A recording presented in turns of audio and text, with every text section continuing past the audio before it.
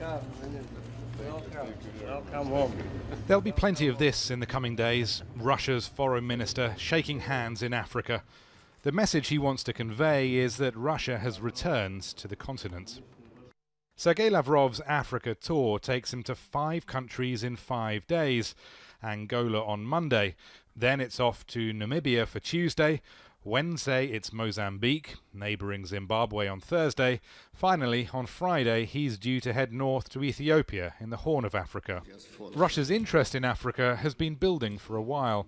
President Vladimir Putin and Prime Minister Dmitry Medvedev have visited in recent years. The diplomatic push carries faint echoes of former times, when the USSR contested Western influence by supporting Marxist guerrillas fighting against colonial rulers, such as in Mozambique. But when the Soviet Union dissolved, so too did Russia's influence far from home.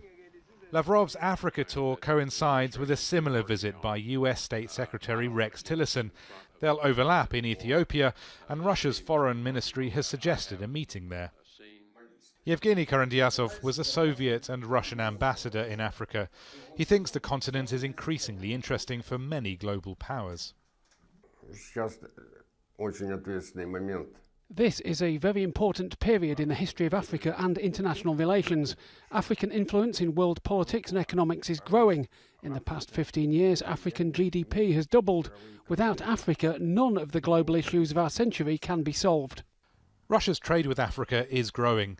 It was $14.5 billion in 2016, but that's dwarfed by the EU's Africa trade, which amounts to $33 billion.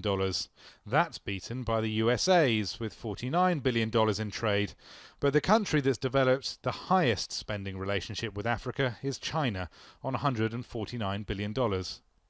Russia no longer has the ideology with which to woo developing countries like it could with Soviet socialism. But Moscow is trying to make up for lost time with Africa.